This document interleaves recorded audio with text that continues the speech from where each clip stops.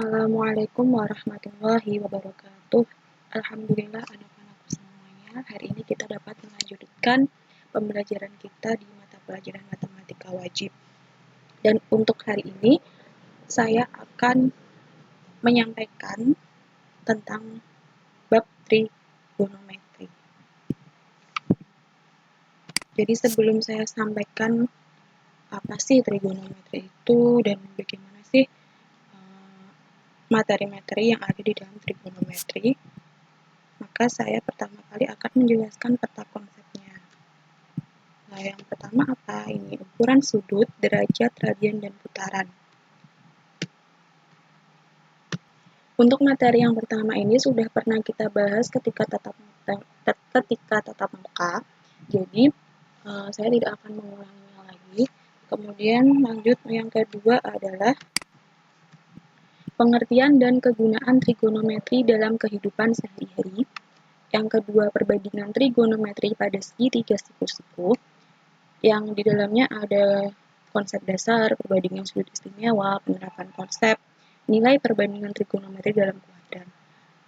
Dan di dalam nilai perbandingan ini ada sudut negatif dan juga relasi sudut. Kemudian selanjutnya ada identitas trigonometri, aturan sinus, aturan kosinus, luas segitiga, luas dan keliling segi n beraturan.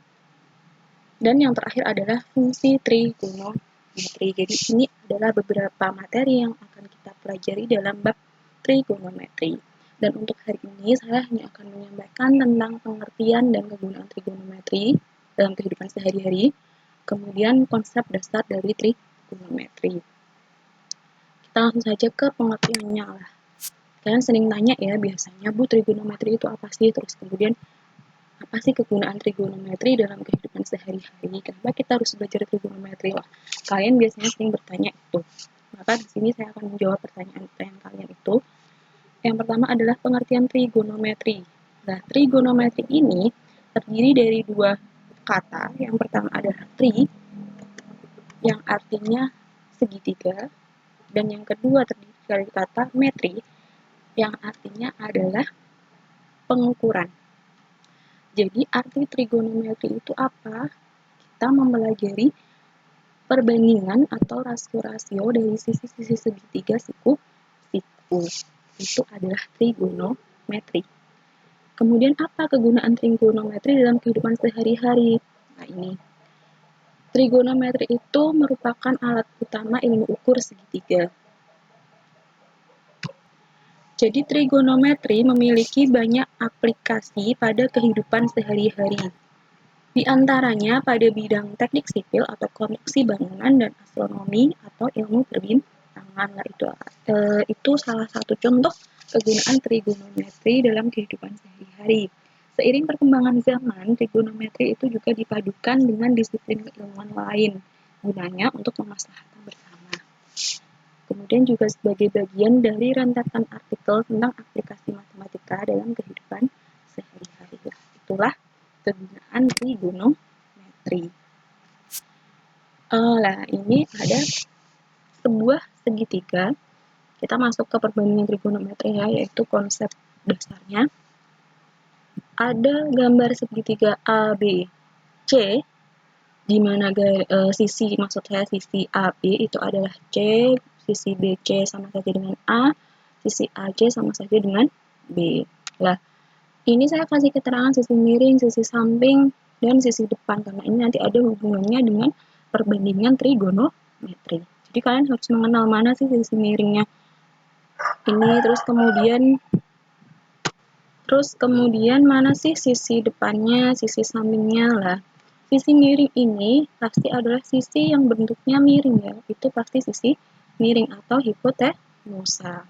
Kemudian yang samping mana? Samping itu ya ini, sampingnya atau di bawahnya, garis paling bawahnya sudut. Kemudian yang di depan mana? Yang di depannya ya ada di depan sudut ini, itu namanya sisi depan. Jadi kalau kalian mau menentukan sisi miring mana, sisi samping mana, dan sisi depannya mana, kalian lihat dulu letak sudutnya ini ada di mana. Nah, kemudian kita juga harus mengingat tentang rumus teorema Pythagoras untuk menentukan salah satu sisi yang harus kita cari. itu pakai rumus teorema Pythagoras, dan rumus ini sudah sering kalian pelajari baik di tingkat SD maupun SMP. Saya ulang lagi supaya kalian tidak lupa tentang rumus teorema Pythagoras ini. Apabila kita disuruh mencari sisi A, maka rumusnya adalah A kuadrat sama dengan B kuadrat plus C kuadrat. Kalau mencari sisi B, berarti ya rumusnya ini ya, B kuadrat sama dengan A kuadrat min C kuadrat. Mencari sisi C, C kuadrat sama dengan A kuadrat kurangi B kuadrat. Nah, itu adalah rumus-rumus Pythagoras. Selanjutnya kita masuk ke perbandingan trigonometri lah. Trigonometri ini identik disebut sebagai fungsi trigonometri yang meliputi sin, cos, tan, dan kalian pasti sudah pernah mendengar tentang ini ya, sin, cos, tan. Nah, kita bahas sekarang bagaimana sih cara menentukan sinus, cosinus. Mari kita bahas satu persatu. Yang pertama masuk ke sinus alfa. Nah, alfa ini adalah merupakan sebuah sudut. Nah, sebuah sudut itu bisa disimbolkan dengan alfa, beta, atau theta. Kalau di sini saya pakai alfa. Yang pertama, sinus alfa sama dengan sin alfa sama dengan sisi AC dibanding dengan BC. AC dibanding dengan BC. Singkatannya adalah depan sama miring, jadi sin de mi. Itu ya. Itu tentang sin. Yang kedua, cosinus alfa sama dengan cos alfa. Sama dengan sisi AB dibanding dengan sisi BC. Sisi AB dengan BC, maka singkatannya adalah cos sa mi, artinya samping dibanding dengan miring. Yang ketiga, tangen alfa sama dengan tan alfa. Perbandingannya adalah sisi AC dibanding dengan AB. AC depan, AB samping. Berarti singkatannya adalah tan de sa. Mudahnya itu seperti itu. Tan itu hasilnya adalah perbandingan dari sisi depan dibanding sisi samping. Yang keempat, secant A atau secant alpha sama dengan sec alpha, perbandingannya adalah A per C atau 1 per cos alpha. Cos alpha tadi hasilnya apa? C per A, tinggal balik saja A per C. Itu lebih mudah lagi. Kemudian yang kelima, cosec alpha sama dengan CAC alpha, perbandingannya adalah A per B atau sama dengan 1 per sin alpha. Sin alpha tadi rumusnya B per A. Kalau cosec berarti kebalikannya A per B.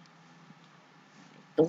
Dan yang terakhir adalah kotangen alpha sama dengan kotan alpha, perbandingannya C per B atau 1 per tan alpha. Jadi 1 per hasil tan alpha tadi berapa? B per C, jadi tinggal dibalik C per B. Nah, itu tentang perbandingan trigonometri. Mudahan. Dan selanjutnya ada contoh soal. Ada sebuah segitiga ABC di mana AB-nya diketahui 8, BC-nya 15, dan sudutnya di antara sisi BC dan sisi AB. Pertanyaannya, tentukan panjang AC, sin alfa, terus berapa cos alfanya, tan alfanya berapa, sec alfa berapa, cosec alfa, dan kotan alfa. Pembahasan. Yang pertama, tadi mencari panjang AC. Panjang AC itu yang mana? Kita jadi gambar. AC berarti yang ditanyakan adalah sisi miring.